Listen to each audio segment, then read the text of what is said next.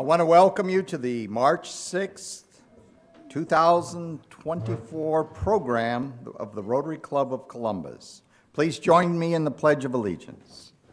I pledge allegiance to the flag of the United States of America and to the republic for which it stands, one nation, under God, indivisible, with liberty and justice for all. Going to ask Reggie to bring a prayer in his faith tradition. Let us pray. Oh, dear Heavenly Father, thank you, Lord, for all that you are doing for us, Lord. Lord, I ask that you continue to bless this club and help us to continue to do the things in this city that will be pleasing to you. Oh, dear Heavenly Father, I ask that you be with the speaker today that will be bringing the program. Oh, Lord, bless this food that we are receiving. Let it be nourishment and strength for our body. This I do pray in thy Son Jesus' name. Amen. Please remember your cans on the tables. Frey will introduce our visitors and guests today. Okay. We have so many today, so sorry about that. We have one latecomer. I won't point out who it is. He might still be standing in the back, but that's okay. That's okay.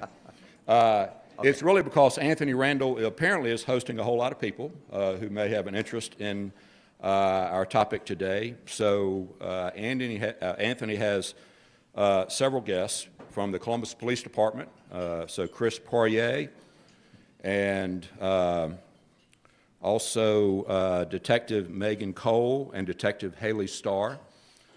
He also has Josh Powers, who is an SVP with Vanguard. So, yes, so sorry.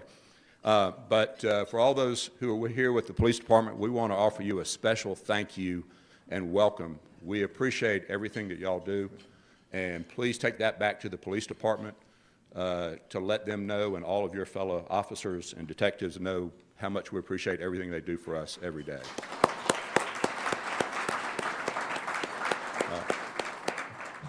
We have some other visitors. Tyler Townsend has his son, Aiden Townsend.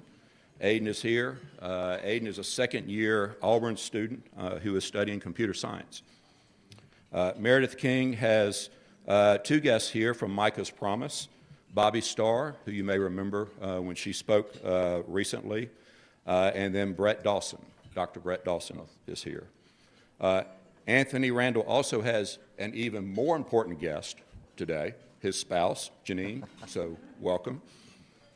Edgar Chancellor has Frank Lumpkin IV here. Frank, you may remember as Mr. I-14 when he addressed the Rotary Club here 5 years ago, maybe. You were still, I think you were a sophomore at Georgia at the time. So he is now a new attorney at Hall Booth Smith. So congrats and welcome back to Columbus. Betsy Covington has has two guests with her. Leah Poole, who is the Chief Financial Officer at the Community Foundation, and Madeline Piper Wolf, who works with grants and communications for the Community Foundation. And then David Ranieri has with him Jashawn Franklin. Jashawn is in the back there, and she is a clerk and judicial assistant in the Recorder's Court. So welcome to all of our guests. Thanks. Okay, thank you, sir. Okay, a good crowd today. Fredo, would you introduce our Ralph Puckett Jr. Soldier of the Week? President Tom, fellow Rotarians, it's my honor to introduce the Colonel Ralph Puckett Jr. Soldier of the Week, first class Jared Richardson. So he was born in Seoul, Korea, spent a year there before his family moved back to the States. He moved around between Fort Riley and Palmyra, Missouri, Fort Sam Houston. After high school, he enlisted in the Army National Guard as a military policeman. After 2 years, he decided he did not like that, so he transferred over to the active duty Army side as an 11 Charlie, which is an indirect fire infantryman, also known as a motorman. He's a proud father of 12-year-old daughter Kathleen, 10-year-old daughter Jocelyn, 9-year-old son Charles, and a 4-year-old daughter Susan. He's currently serving as the indirect fire infantryman operations non-commissioned officer in charge here on Fort Moore at the 119th Infantry. What is indirect fire? Does anybody know? Mortars. So basically, he takes a tube, puts it on the ground on a base plate on two legs, sticks a projectile in there, and it flies up in the air really high, and it comes down on a target he can't see. It requires a lot of data coordination, and they set these systems up pretty quick, a lot of times within 20 seconds, to be able to fire on enemy positions very quickly in support of forward-moving troops. Sergeant First Class Richardson served in many leadership positions and roles in indirect fire infantrymen to include squad leader, fire detection control check-in-chief, section leader, platoon sergeant. He's also served as a drill sergeant here on Fort Moore and senior drill sergeant as well. He's had 3 combat deployments and 2 operational deployments in support of Operation Iraqi Freedom, Operation Enduring Freedom, Operation Inherent Resolve, and Operation Spartan Shield. And those have taken him to different places throughout the Middle East, Kuwait, Jordan, United Arab Emirates, Iraq, Afghanistan, Saudi Arabia, and Egypt. His military schools span from the Warrior Leaders Course all the way to the Senior Leader Course. He'll be going to the Master's Leaders Course pretty soon in preparation for his promotion to Master Sergeant. He's also attended the Infantry Mortar Leadership Course. He ended up back at the same school that made him a mortarman, not only as the operations NCO there, but also as an instructor. He's also gone to the United States Army Drill Sergeant Academy. His awards and decoration include the Afghanistan Campaign Medal, the Iraqi Campaign Medal with 2 campaign stars, Operation Inherent Resolve Campaign Medal, Korean Defense Service Medal, Meritorious Service Medal, Army Commendation Medal with the combat device, and the Drill Sergeant Identification Badge. Sergeant Richardson, we have a few goodies here for you.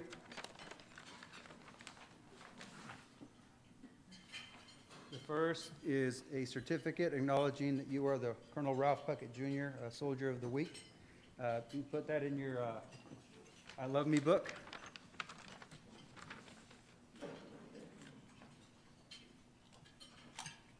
A Rotary Challenge coin. And also a passport to the arts here in Columbus. This entitles you and a guest to 2 tickets to the River Center for any show there, Columbus Symphony Orchestra, the National Infantry Museum paid exhibits, the Columbus State Theater Department, and the Springer Opera House. In addition to that, we have Colonel Puckett's book, Word for Warriors. And this book is presented to you to commemorate your visit to the Rotary Club of Columbus on March 6, 2024. It's given to you by Rotarian Walter Wojciechowski. Okay, in memory of Lance Corporal Wallace Wojciechowski. Okay. It's also signed by Colonel Puckett himself to you. Okay. All right, and would you like to say a few words? I'm honored to be here. Thank you for the invite. I'm really glad for all y'all's support.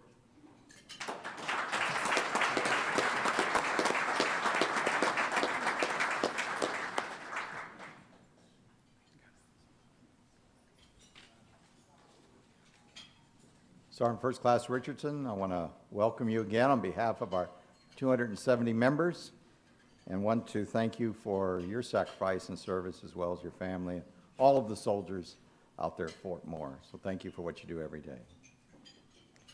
At this time, we have some of our newest members, introduction. I think Grace and Gloria and Andy, is that correct?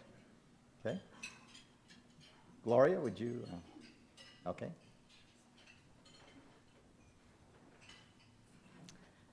Hi, I'm so pleased to introduce new member Ashley Becker. Several people nominated her for membership, which is just testimony to her leadership and service in the community. She serves as the program manager at the Chamber of Commerce, is responsible for Young Professionals, Leadership Columbus, Partners in Education, and several other programs there. She's a graduate of CSU twice, including a master's in organizational leadership. She's a member at St. Thomas Episcopal Church, where I serve, and we've enjoyed knowing and serving with her there. She and Josh also care for a lovely pet, Mr. Feeney. You'll enjoy knowing Ashley, and we're so grateful to welcome you, Ashley.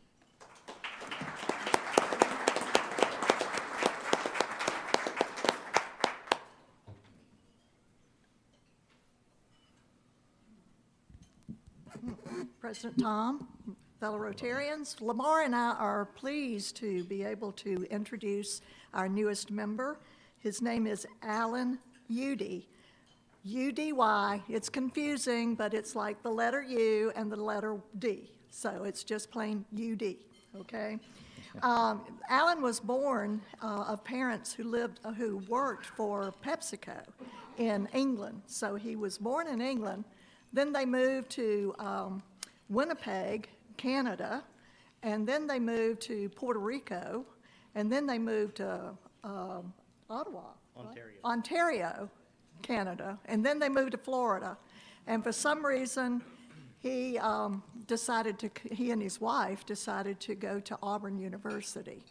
And so we're bringing him to y'all for your, to help you support your team. As soon as he got out of college, actually, he went to work for Heck Shaw, which was 26 years ago. So this is the only job he's ever had, and many of you have worked with him on projects here in town. There was just one yesterday. They had a groundbreaking for the new Salvation Army Center for Hope. So I know most of you know him already, but he's really been anxious to be a Rotarian. And so we are proud today to give him his red badge. He's been wanting this so badly. And he lives here with his wife, Kimberly, and their two sons, Brendan and Cameron. And I know you're going to enjoy working with him. So let's give him a nice welcome.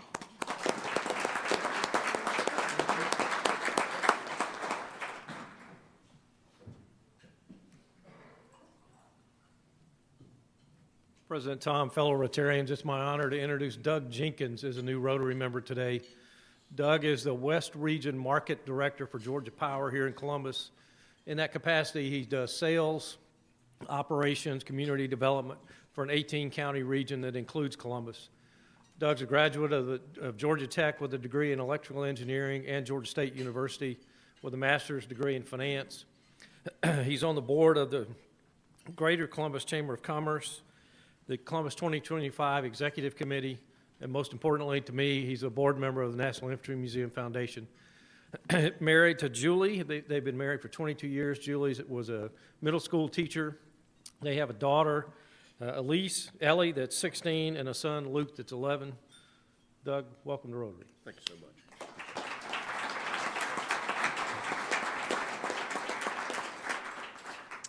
Ashley, Doug, and Alan, welcome to our club. We look forward to getting to know you better. Thank you. Okay, a couple of quick announcements for today. Please remember that tomorrow evening from 5:30 to 7, and the weather's supposed to be good, we are going to be helping out at the street hockey playoffs over at the Frank Chester Center, and we will be serving food and celebrating the kids and the coaches. So please plan on joining us tomorrow. There also, tomorrow night, is a Zoom happy hour from 6 to 8, so on that you can drop in at any time and get a makeup. Okay, it's my privilege right now to ask Anthony Randall to come forward and introduce our speaker today. I think you will find this a very powerful, moving program. Good afternoon, fellow Rotarians.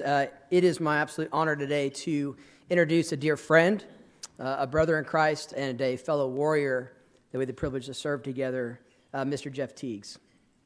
Jeff is a retired counterterrorism and counterinsurgency expert with over 25 years of service in U.S. Special Operations. As a Special Operations Army commander, Jeff anchored his life on the battlefield and also in the Bible. From a young Ranger private at 18 to a Delta Force lieutenant colonel when he retired, he has braved and commanded combat operations around the globe, including Panama, Iraq, and Afghanistan. I had the privilege to meet Jeff in this unit 14 years ago and had the privilege to serve with him as a chaplain downrange and back home. And today, as a board of directors of Skull Games, I have the privilege to serve again as a chaplain with that organization. Jeff is absolutely, truly one of the most incredible men that I've ever met in my life. For those of you who are veterans, to put it in context, Jeff can't remember how many combat deployments he has. He's in the 20s. He has over 1,000 combat missions. It means he's planned and executed over 1,000 targets in his career. Through decades of triumphs and traumas, Jeff leaned on ancient stories from Scripture to help him find meaning, inspiration, and the will to keep fighting no matter the odds. Stories of David, the slingshot sniper who downed a giant, or a pregnant virgin bride, a rogue prophet, a betrayed liberator. To Jeff, these ancient tales echo within every human story, and he's followed them through holy lands and combat zones where he's picked up a few stories of his own. If you're interested in that, he has a wonderful book that he just wrote this year called Where Have All the Heroes Gone? For a donation to Skull Games. He tells scriptural stories through the lens of a trained warrior. He weaves personal experiences of living in Israel for 3 years and other military exploits in that book. But today he's here to talk to you as the president of Skull Games. He has hard-earned skills in life. He has a master's degree from the Naval War College in National Security and Strategic Studies. And today, through Skull Games, Jeff leads a team of dedicated professionals to shed light in the darkness and hunt sex predators and human traffickers wherever they try to hide. So he has a very compelling program today. If you want more information, there's a white paper on your tables, and I would encourage you to take a picture of that to take it with you. Please welcome me as I introduce you all this afternoon to retired Lieutenant Colonel Jeff Tiegs.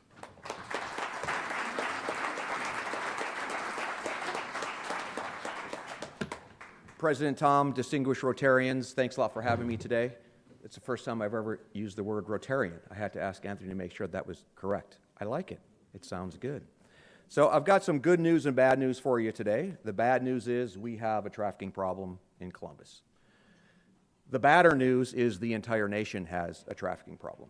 The good news is the influence that you have, the combination between law enforcement, the community, the representatives, you as a Rotary, you've got the power to be that change. So to give you an idea, what we specifically look at is the commercial online sex industry. So we do that for a number of reasons, and predominantly from a small team of people plus volunteers, we can assist cities all over the United States. We aren't currently working in Columbus. This is something I hope to change after this visit today. But to amplify what it is that we're able to see, we're able to scour sex ads that have the pull-down menu of Columbus. And some of your law enforcement officers are working here. They know exactly what it is that I'm talking about. You can go to a website here all across the United States. You punch in the city that you're in, and a whole bunch of pictures of girls will pop up. And then you basically just narrow it down to what you're looking for. You're looking for a brunette, you're looking for a blonde, Hispanic, whatever it is you're looking for. So one of the ways that we help you understand what the scale and scope of the crime looks like in your town is we just run a quick survey. And you can see at your tables, since 2017, that's how far back we can see, you've had almost 500,000 sex ads with Columbus as the destination. That's where they were looking for the girl. And about 102,000 of those were unique girls. So there are multiple ads. We also try to pull out the ones that are just advertisings and bots and that type of thing. So just last year alone, you had 68,000 sex ads with nearly 15,000 different girls that were being sold. So some of that's going to be right here inherent to Columbus and the county, and then you're going to have people moving in and out because of the different high-speed avenues of approach, the interstates that you have right here. We have a law enforcement on our task. As I talk about Skull Games, one of the things that we recognized early is law enforcement is woefully under-resourced and overtasked. They cover every crime. I'm looking at one specific crime, and that's trafficking. I'm not even looking at prostitution. And even the other things that come along with trafficking, that will fall into it. There's drug use, there's weapons charges. These guys are wanted. There's warrants out for their arrest, etc. But we're very, very specifically looking at sex trafficking, and I'll explain to you what those nuances are. So what we've begun to do is bring in law enforcement. Our head cop is a detective out of Waco, Texas, and he holds credentials in Waco, and he is a task force officer for Homeland Security. So he's able to do police-like activities across the U.S. in partnership with local law enforcement. So one of the things he does for us is he'll teach law enforcement how to word these ads, how to work these operations. And he posted an ad just a couple days ago, and you can see what we're looking at here. He posts the ad, and within 9 minutes, the first person reaches out to him. So most of you in here, if not all of you, don't even know where to find that sex ad. Somebody was able to find it and respond to it within 9 minutes right here in Columbus. In the last 24 hours, Joe has talked to 124 different buyers. 38 of them made arrangements to meet. He actually sent 14 of them. It was 8 more today, so 8 plus 6. I don't have that in there. That just happened today. 14 of them made arrangements to meet a 14-year-old girl. And the hotel that he chose just randomly was the Indigo Hotel, which is just, I guess, not far from here.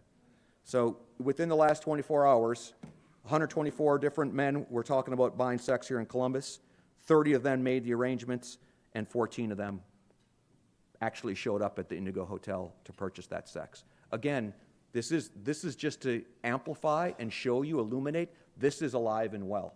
And as we're able to partner with law enforcement agencies, those 14 guys don't get to go home. Things don't just go silent. They now get to visit you and spend some time in your hotel and think about what the choices that they've made in their life. Yeah. So when you talk about human trafficking, there's labor trafficking and there's sex trafficking. We're even more narrow than that. We're very, very specific commercial sex trafficking, and it resides online.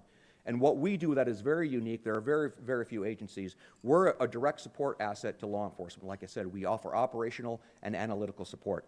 Anytime law enforcement wants to do an operation or a sting, they have to spend hours and hours scouring those sex ads and trying to figure out who those girls are. And that's what we do for them. We identify who the girl is. The girl that's being advertised for sale, she doesn't have her name. It's some fake name. But there has to be a way to connect with her, because that buyer has to connect with her. So she's going to have a phone number, she's going to have an email address, even the photo that's attached. Most of the time, the girl that they're going to purchase, it's the one that you're going to get. Because if you're arranging to meet someone to buy them and someone else shows up at the door, there's a confusion there. Years ago, when Backpage was prolific, they used to code the younger girls as new in town, fresh, Lolita, young, that type of thing. Well, our laws in America to counter trafficking are solid. They're solid. We just don't have the time to put the resources into it and the DAs that understand what this crime looks like. So in order to identify who these girls are, that's a compelling story.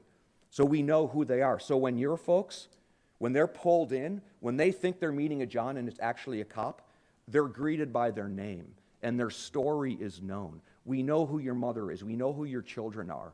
That's a very different look than calling her Candy or Rosie or whatever her fake name is. You're calling her by her name, Susan. It has an incredible impact. When we have victim advocates that are waiting and praying for these girls, they're praying for them by name. Not that God doesn't know what their name is, but it has a very different power. So there's a compelling story there, even for law enforcement, that gets, again, somewhat jaded with this crime. You see it in and out. We look at all of these girls as victims first. And then the most important thing for us is getting that trafficker off the street. So we use the sex ad to identify the girl, but then we jump onto open source intelligence, publicly available information, and we figure out who her network is, and we try to identify who that person of interest is.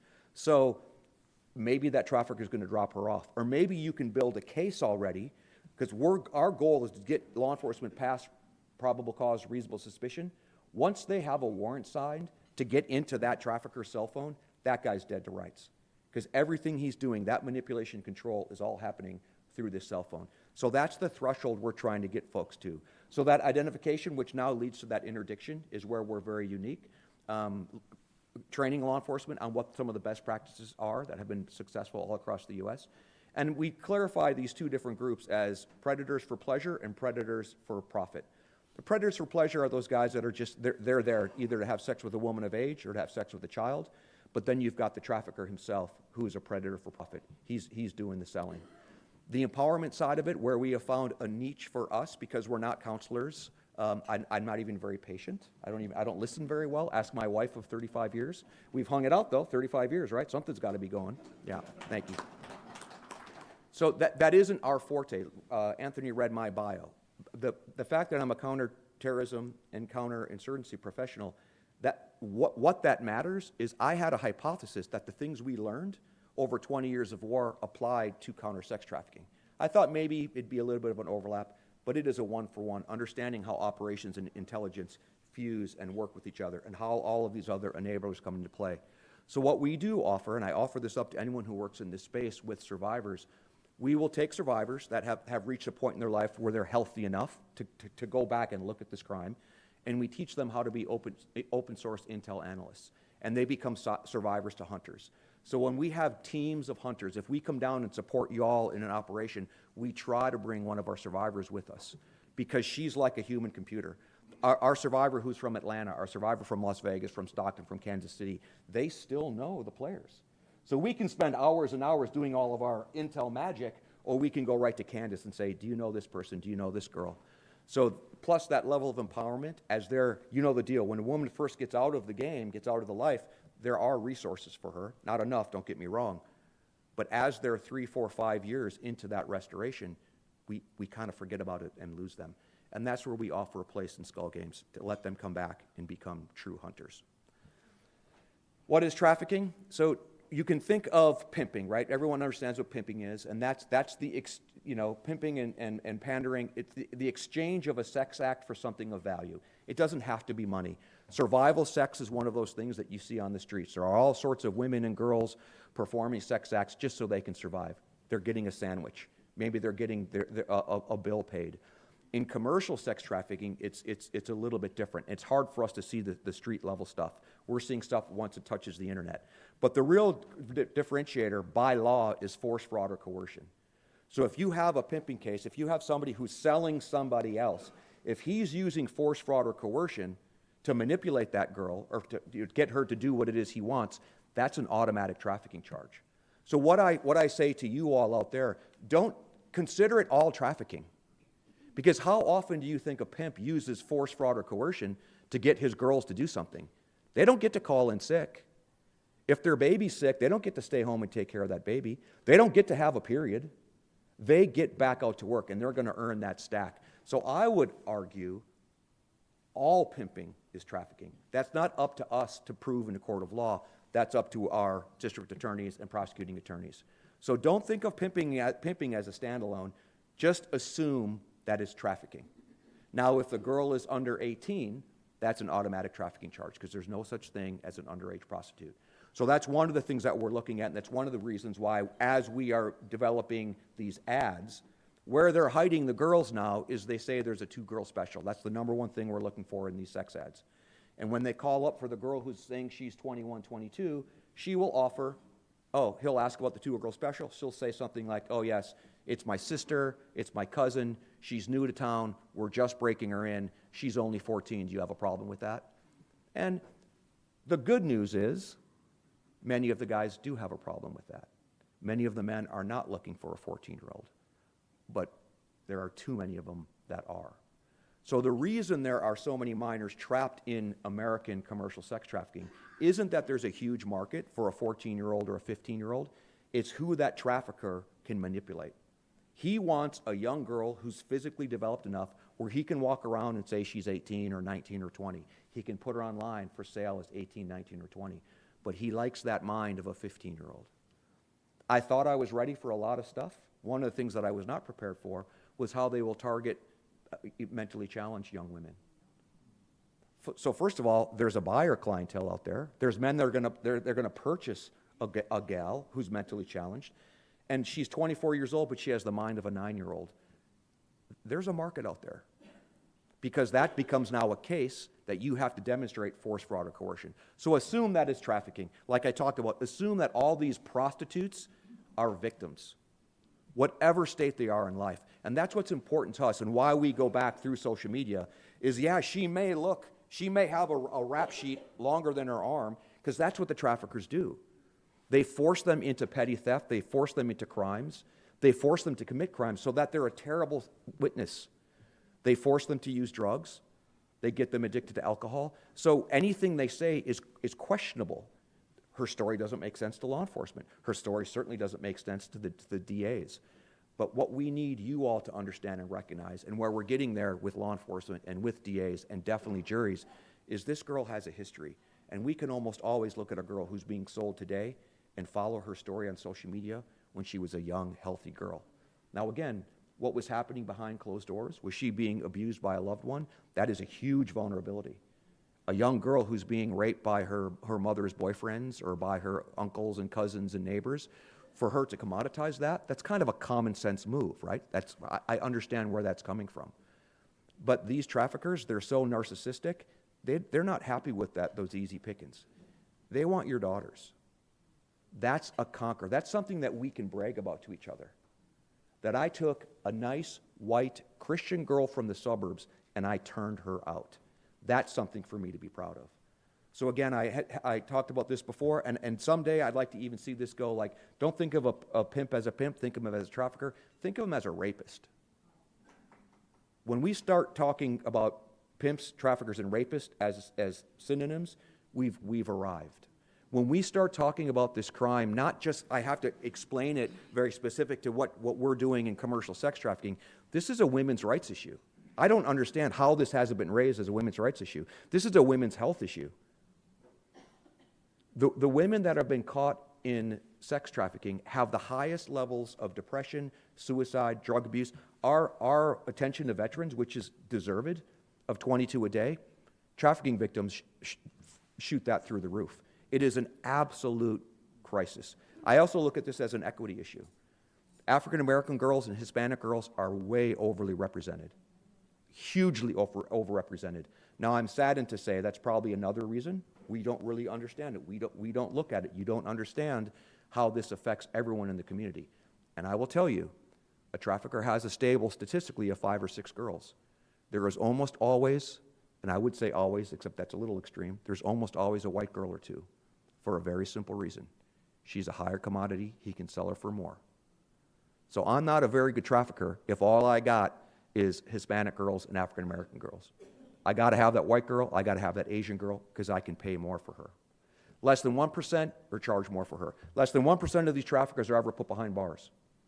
So while that's a staggering, that's the bad news, the good news is this room right here has the power to change. If only 1% of the traffickers in Columbus have ever been prosecuted or charged, imagine if you can make that to 2%, and then 4%, and then 8%, and then 16%. And somewhere along the line, we're going to tip the scales enough where they're going to choose something different. We have too many young men that are growing up in underprivileged situations where they don't see a way out. And they find gangs, they find drugs, they're going to sell guns, or they can sell girls. If you had a 99% chance of getting away with selling girls, that's a logical business decision, right? So we've just got to do a little bit to tip the scales. When we talk about buyers themselves, statistically, we can't see any difference. White, black, Asian, Hispanic. But I would tell you, if you notice when we posted that ad, I think we posted the ad at 10:34. We don't even bother with the midnight crew, because I got to get my beauty sleep.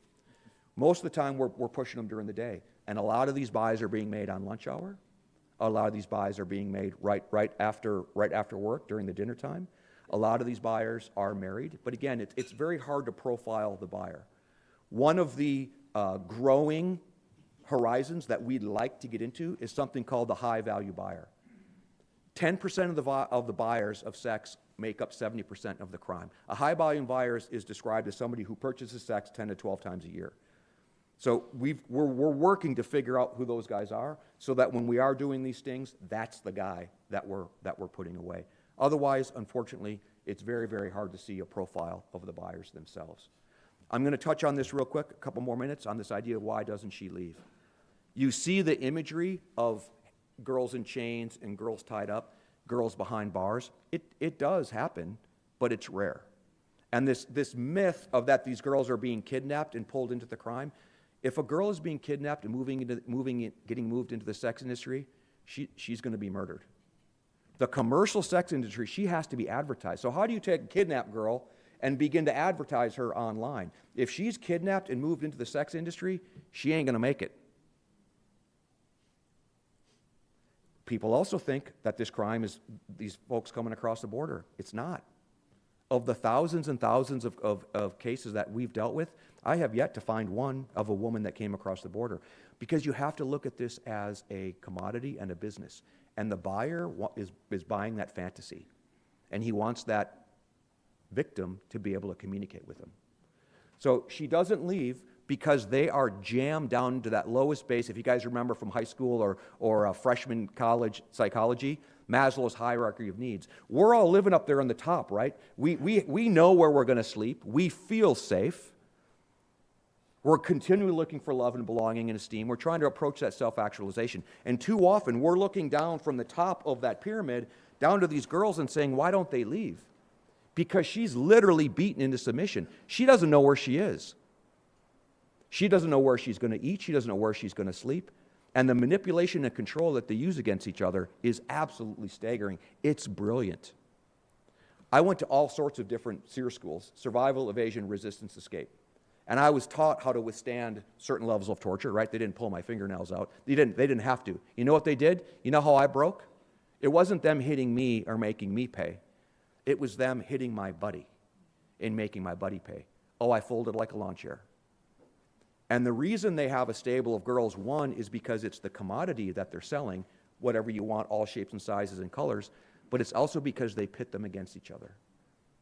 The traffickers call this a game. It's all a game to them. What do the girls call it? The life. They call it the life. The trafficker sets something out. He's daddy, right? And these are his sister wives. And he tries to give them what we were looking at previously, a sense of belonging. And he builds this family, and he builds a camaraderie, and he builds this as teamwork, and then he breaks it apart and he pits everyone against them. So I can hit Anthony over and over and over until he's inured to it, and he doesn't care. Now I start hitting you. Or I purposely have a child with them, which is another one I wasn't prepared for. That is a very, very common practice. The traffickers have a child with the victim. What would a mama bear do to come back to that baby? Anything. How about the threat of abusing that baby? That's why she doesn't leave. And that threat is constantly pounded into her head through these cell phones. It's very hard to see. People are always asking, what does this look like online? It's very, very hard to see. It looks like a dating relationship. It looks like a young man comes into your daughter's life. I'm speaking very broadly, right? I'm looking at this bell curve. I'm talking about men are the buyers, women are the product, men are the sellers. Again, there's all different shapes and sizes. But that is the majority of the crime. But what I would tell you, you aren't going to know if this young man that just moved into your daughter's life or your niece's life is a trafficker, but you will know if he's a lousy boyfriend. Because the things that make her who she is, the things that keep her safe, he has to separate her. He can't afford you to be in her life. He needs you out. He needs you out. If she's a cheerleader or she's in drama class or she's in chess club, he cannot have those healthy things around her. So he isolates her and controls her and pulls them into himself. Again, that young man may not be a trafficker, but that's a crappy boyfriend, and you don't want him in your loved one's life.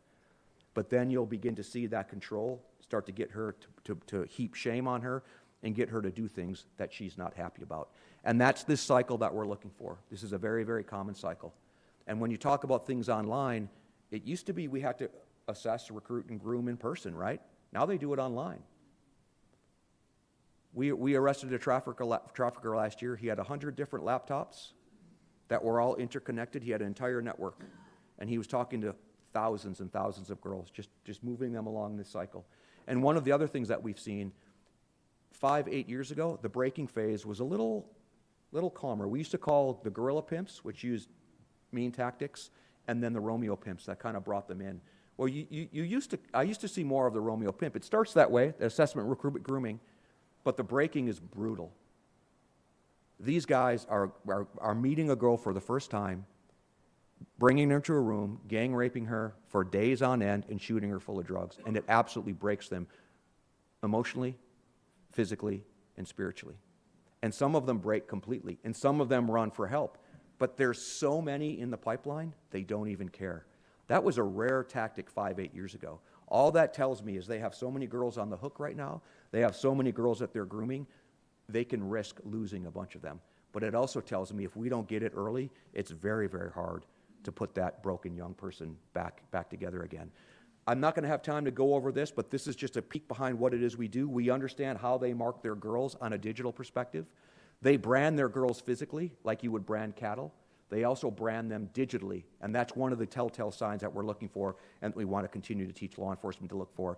It's groups that we can help you guys out with what all those things are. Those things in social media, some of them are standalone.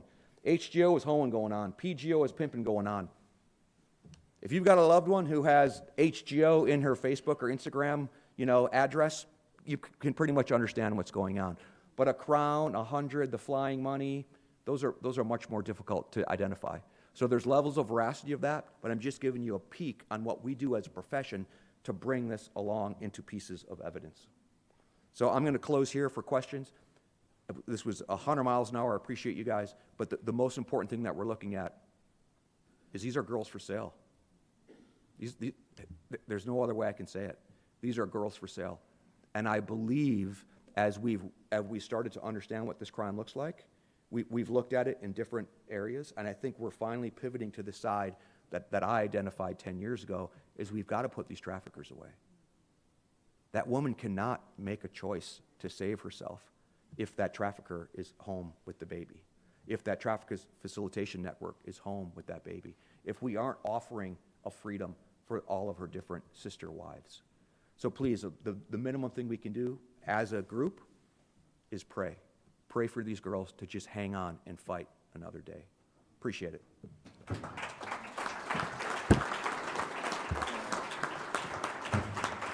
We have about 5 minutes, so a couple of questions for Jeff. Yes, sir. Wall Street Journal had an article last week about Instagram facilitating all of this. Yeah. Is there anything we do to kind of force Meta to stop prevent this from happening? I don't think so. And I think it's misplaced. All right, so this is another one of those things where we're asking for Washington to solve a Columbus problem. I think the best thing you can do is make arrests and then have case studies to tie that back to the manipulation through Meta, including Facebook and Instagram. I've been in Facebook's offices.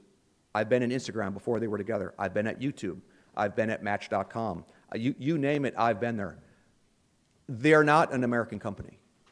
Their shareholders are all across the world. So the first thing you have to understand is Facebook doesn't give a crap what America has to say, and our politicians are never going to do anything to paint them in the box that they belong to be.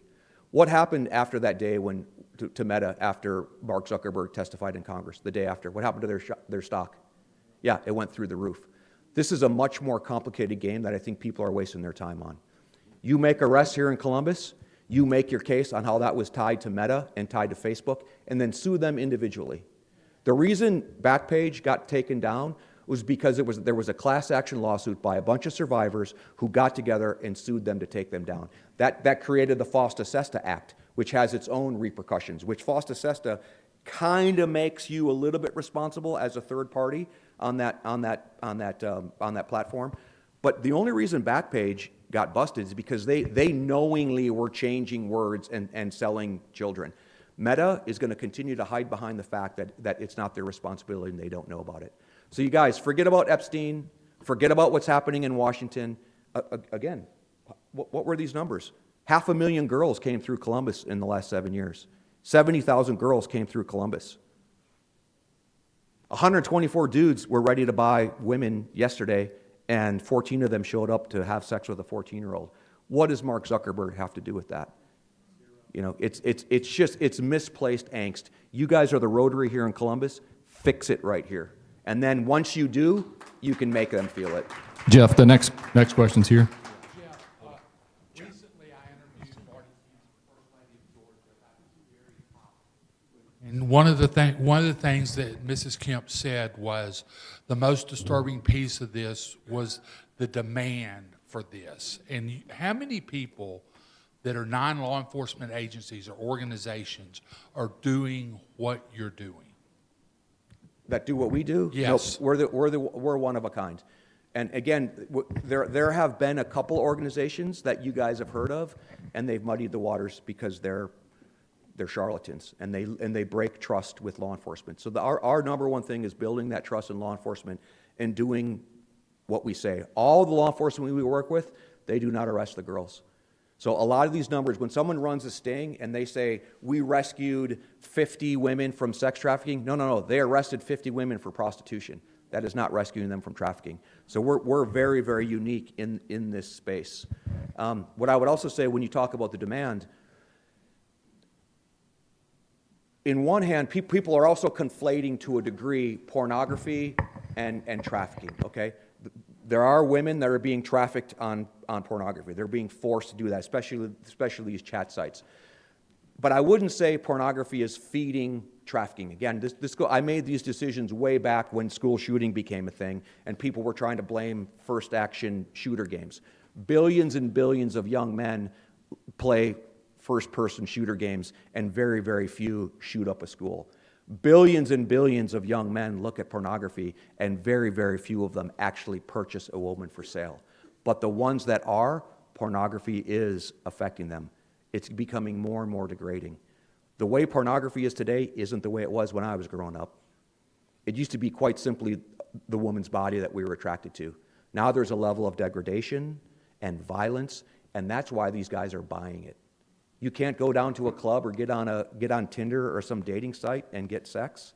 It's fairly easy. So they're buying it because they want something weird. They want something mean. So while I wouldn't say pornography is raising the numbers up, it's becoming more and more violent and more dangerous for the victims. Have you seen any increase in the number of boys that have been a part of this process as well? Yes, statistically there is. It's by design, we don't look at it. So again, when we look at the bell curve, we're very specifically looking at what the majority is of it. Plus, myself and the team I have, we don't want to look at the homosexual side of it. What we are beginning to look at is the transgender side, and for two reasons. It's in my face. So a couple years ago, when you ordered up a girl on one of these escort sites, there were not transgender victims. Now, probably 1 in 5, 1 in 10 is a transgender victim. So I started to look at it and ask around, and we actually have a couple of transgender girls on our team that want to look at it. So that's my case too. If you're a homosexual out there who wants to look at the homosexual sex industry, have at it, man. We'll point you in the right direction. You can do it. We've got some transgender folks on our team, and what we're understanding is it's a little bit younger. So these kids that are being manipulated, and the other piece is the 5 of the 8 cases that I've looked in so far, their trafficker is paying for their sex reassignment. So you can see a kid who's confused about their gender identity. Man, look at that vulnerability. So it is something we're looking for additional dollars to look into specific to the transgender community. Plus, it hurts my heart on how the Christian, American Christian, is really kind of known to be like pointing our finger at that community. I feel differently. I don't have to condone what it is they're doing, but I feel it's a duty of mine to protect them, at least give them that opportunity. That's what my Christian walk looks like. Okay. Yep. I wish we had a lot more time. Everybody. And Jeff, can you stay around a few minutes? Okay. So bring your questions forward. Jeff, we're going to put a children's book in our local library with your name in it to commemorate today, so to honor this. And again, thank you. This was very powerful, incredibly sad, but powerful. Thank you. I'd like to welcome all of our visiting Rotarians and guests today, and Sergeant First Class Richardson, welcome. And thank you for joining us. Mia, where are you sitting today? Okay. How was your week?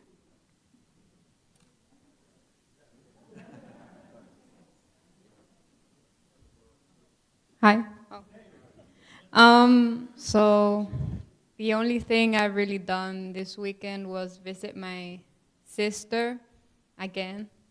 And it's been midterm, so I've been studying and just trying and hoping that I pass them, but I don't know. I don't know even want to see the grades yet.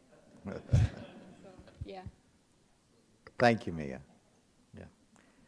Okay, next week we will have pause here. We have Josh McQuinn will be speaking, and I'm going to ask the pastor to come forward and lead us in the four-way test.